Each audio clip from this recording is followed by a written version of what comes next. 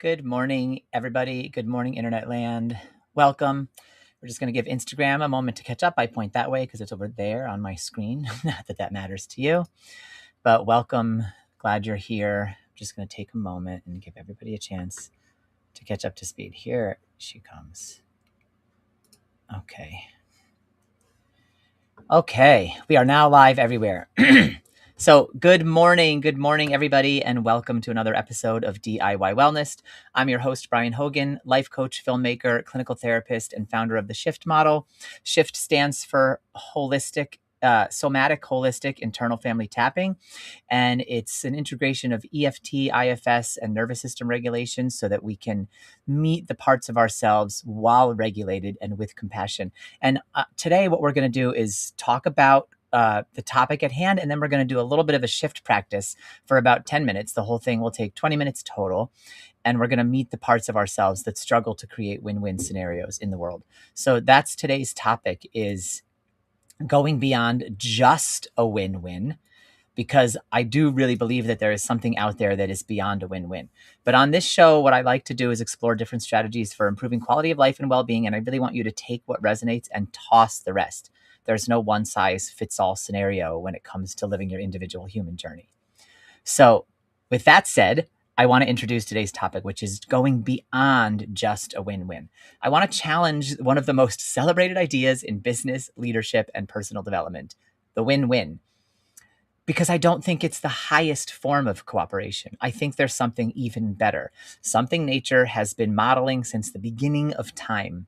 I call it, as does Michael Scott in The Office, Season 2, Episode 21, the win-win-win scenario. Although he applies it differently than we're going to do, which you'll see in a moment if you've seen that episode. But here's the thing. Most of us have been taught to think about life as a transaction. Who got the better deal, who won, who lost, who came out ahead, who's behind.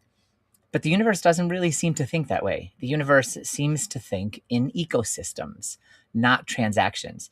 And ecosystems play by different rules. So I want to walk through the 6 stages of cooperation, which I think also play a part in how ecosystems are created. Well, the final one is. But the stages of cooperation start like this. Stage 1 is the lose-lose. This is where nobody wins and everybody suffers. Think of things like revenge or mutually assured destruction, or arguments where everybody leaves with hurt feelings, or kind of like a divorce that goes wrong and everybody leaves hurt, including the kids. That kind of thing is trauma speaking. If I'm hurting, then everybody's hurting. And then stage 2 is the lose-win. Now someone wins, but it isn't you. This is martyrdom. This is people-pleasing, self-abandonment. I'll sacrifice myself so everyone else can be okay. Many of us were actually taught that this was virtue. It isn't. It's unsustainable, and eventually resentment will replace generosity if we're not careful, if we don't keep an eye on that. And then there's stage 3, the win-lose. So now we've swung in the opposite direction. I win, but you lose. That's competition, it's domination, it's exploitation, it's dog eat dog. Scarcity thinking. This is where so much of our culture currently lives. If there's only one piece of the pie, then I better grab it first. That's also not sustainable, much like the lose-win. The win-lose ends in petered out exhaustion. And then there's stage 4, compromise. And a lot of people think this is the finish line. It also isn't. Compromise says you don't get everything, but I don't get everything. That seems fair, so let's both settle. And sometimes compromise is wise. It's certainly better than domination. But we have to be honest about something. Neither person actually got what they wanted in a compromise. Everybody settled for something. So it's really often a peaceful lose-lose. The conflict ends, sure, but flourishing does not necessarily begin in a compromise. And then in stage 5, this is the next stage. If you can make your way past compromise and you can start thinking of mutual benefit, then we're getting to the win-win. This is a really good place to be because we both benefit. We both leave healthier. We both get what we need and want. And this, honestly, is where most leadership books stop, but it's a wonderful place. The thing is, though, I don't think nature stops here. Maybe in business we do, but in nature we don't. Stage 6 is the win-win-win. win. This is where the universe seems to operate. Not only do we both flourish, but somehow the larger system flourishes too.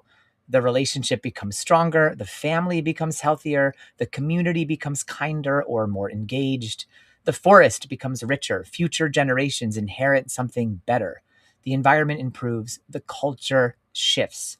That's the third win. That's the invisible win. And this isn't just mystical thinking. Science points in this direction too. Game theory, for example, has repeatedly shown that over long periods of repeated interaction, cooperative strategies will outperform exploitative ones every time because they build trust, reciprocity, and resilience. Forests also operate this way. Trees don't simply compete. Through this underground, like fungal network, they exchange nutrients, warnings, resources. One healthy tree contributes to a healthier forest, and a healthier forest supports healthier trees.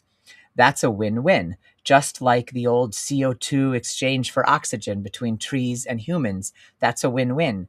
But the fact that that win-win sustains all life makes it a third win. Polyvagal theory tells us also something similar because one regulated nervous system helps regulate another.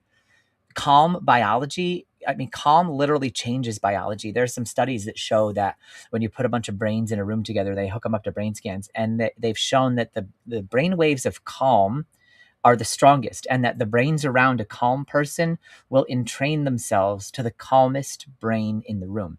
So we together we can influence everyone around us, and that's the third win. I regulate, you regulate, and then we can regulate the environment. That's mind-blowing to me. Systems theory also says that healthy systems don't maximize one part at the expense of others. They optimize the whole. The universe thinks ecologically like this too, not transactionally. This is where we get so much of the mystical wisdom and ancient traditions that we get. The Taoists saw this when they said nothing in nature is trying to dominate the whole. Everything participates, everything belongs, flow with the Tao. Buddhism similarly teaches interdependence. Nothing exists by itself. Your well-being and my well-being are inseparable. Even Jesus said it. He said, love your neighbor as yourself. Notice it's not instead of yourself. It's not only yourself. It's as yourself. That implies mutual flourishing. And when enough people live this way, society changes. That is, again, the third win, the win-win-win. Healing is fractal, meaning it's a pattern that repeats at every level of scale. If you can heal something within, you're helping to heal something without. And cooperation is fractal too. The pattern repeats at every level, inside ourselves, inside our families, inside organizations, and then inside civilizations, which means something deeply profound for us. If I cannot create a win-win-win scenario inside myself, have one part meet another part and meet the self, then I will struggle to create one outside myself, because eventually our inner politics are going to become our outer politics. The achiever, the people pleaser, the fearful protector, the parts that are exhausted, if they're all fighting, how likely am I to be able to contribute to building harmonious systems in the world when there isn't harmonious systems orientation inside? So perhaps the place that we begin really isn't Washington or Wall Street or even social media, but it's in our own internal ecosystem, which is why we do in these episodes each week, we do a little practice. We're going to spend the next 10 minutes here practicing this, practicing the shift, practicing what it means to get in touch with our own inner cooperative system and bring a little healing, bring a little self-energy there, because every act of inner cooperation ripples outward, just like every act of healing. So what I want you to do now is go ahead and take a slow breath and allow your body to just soften and imagine your inner world as an ecosystem, not as a battlefield, but a living ecosystem. And just notice which parts seem to be competing right now. And as you do that, just begin tapping on the side of your hand. And we're going to meet a couple parts today. We're going to meet the parts that look out for you. And we're going to meet the parts that sacrifice you. You know, the parts that look out for you, trying to create that win-lose. and the parts that sacrifice you, trying to create that lose-win, all to protect you. And then we're going to meet those parts that want harmony, but they don't know how to get it. They just don't know how. They're overwhelmed by some of those other inner conflicts. And then we're going to reconnect with our self energy, our inner wizard energy, and invite that win-win and that inner cooperation. So we're just going to do 5 short rounds of tapping. And then we're going to close with a quick visualization here at the end. So remember, this is an eyes open and repeat after me practice, so you don't have to be familiar with the tapping points or figure out what to say. That said, if you feel comfortable with the tapping points and you want to close your eyes, you can. You cannot get this wrong. And if anything I say doesn't fully resonate and ring the chime of truth for you, then don't repeat that. Instead, change those words in real time and repeat something that does ring the chime of truth. Trauma heals in safety and truth and with compassionate witnessing. The safety is created in this space here with our regulation tools.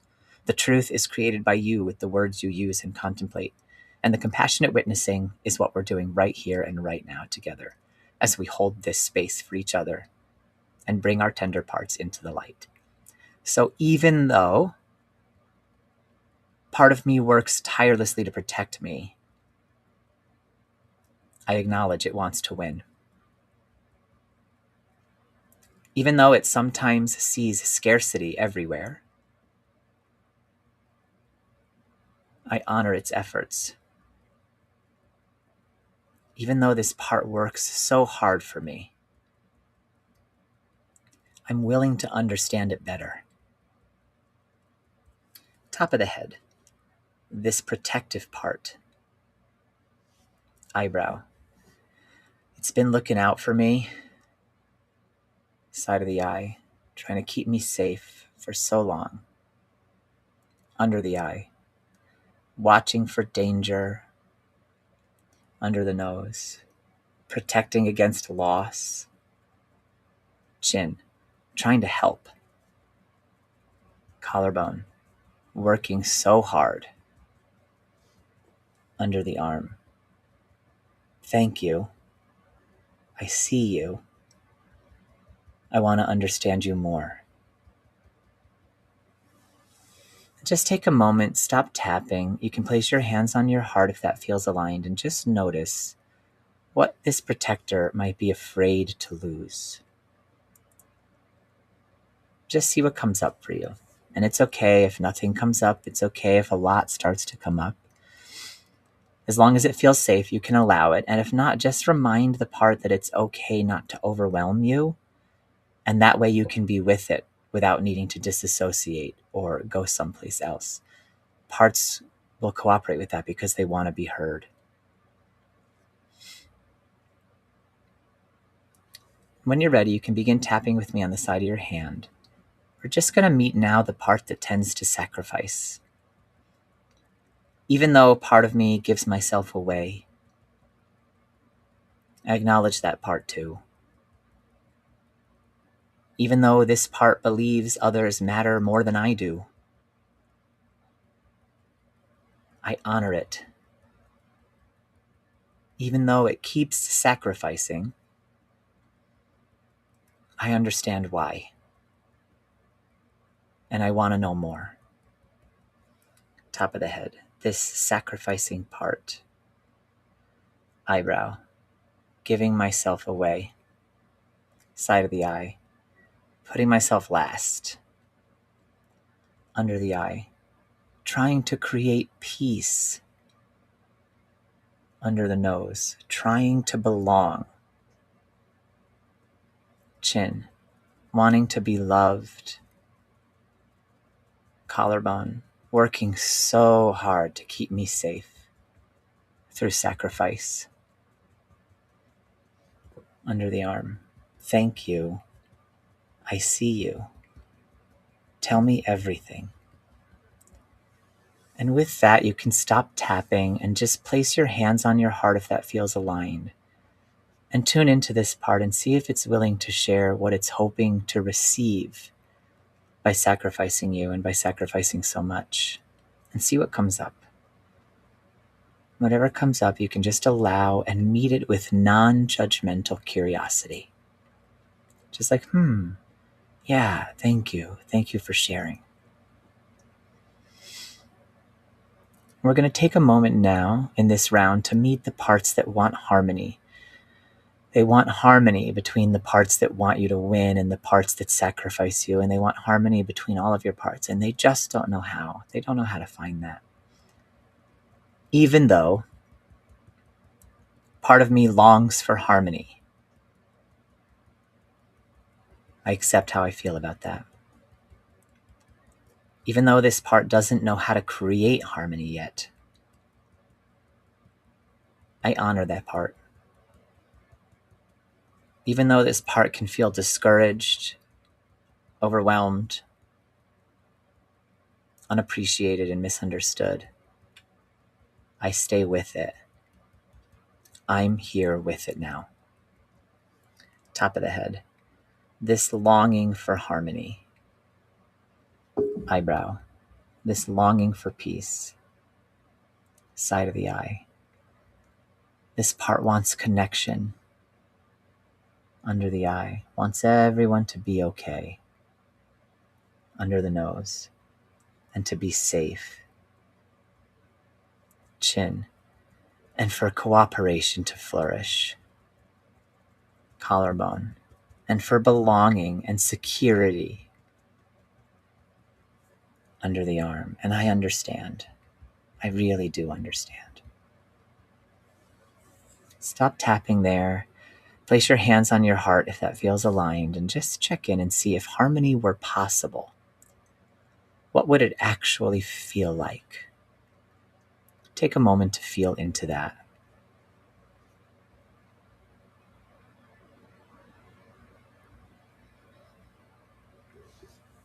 When you're ready, we're going to do 2 more rounds here in a row. Even though these parts disagree, I am open to another possibility. Even though I've lived in scarcity, I am willing to imagine abundance. Even though I don't know exactly how, I trust my deeper wisdom. Top of the head. What's my win-win-win look like? Eyebrow. What if everyone mattered, including me? Side of the eye. If we could all win and create more. Under the eye. All included. Under the nose. The larger system. Chin. The rippling effect of cooperation. Collarbone. Flourishing. What if flourishing were possible? Under the arm. I'm listening. I'm listening now to my inner wisdom, to my inner wizard, to myself with a capital S. We're just going to move right on to the top of our head. Different parts want different things, but we belong together. Eyebrow. We can cooperate. Side of the eye. We can listen. Under the eye. We can trust. Under the nose. We can build together. Chin. We can flourish together. Me and my parts, and me and other humans with each other. Collarbone. We are one ecosystem. Under the arm. And we rise together. And now take a moment, stop tapping, and if it feels safe, you can close your eyes and place your hands over your heart, and we're just going to take 2 minutes here and visualize. Inside, imagine before you a beautiful garden. The protector walks forward first, the one who wants you to win at all costs. And in this protector's hand is a seed. It plants the seed of safety. And the sacrificing part steps forward and it plants the seed of generosity. Not self-abandonment, healthy generosity. And the harmony-seeking part plants the seed of cooperation. Finally, the inner wizard kneels in the soil, not choosing which seed deserves to grow, simply tending the garden, watering, protecting, and trusting. Weeks pass, the garden grows. Birds arrive. Children play beneath the trees. Neighbors gather. The soil becomes richer. The air becomes cleaner. People you've never met are nourished by fruit you helped grow. The parts look around in amazement. None of them could have created this alone, but together they created something that nourishes the whole. Take one final breath and remember the universe doesn't optimize for winners. It optimizes for thriving ecosystems. And when we learn to create win-win-win scenarios inside of ourselves, we will begin to create them everywhere we go. So if what you heard here resonates, then please share this video with those you know who might appreciate the message, and leave a comment or a question if you have anything of that nature, because remember that DIY wellness means to do it yourself, but that does not mean you have to do it all by yourself. I will be back again next week at 8:30 a.m. Eastern Time on Tuesday morning. Until then, keep taking personal growth into your own hands.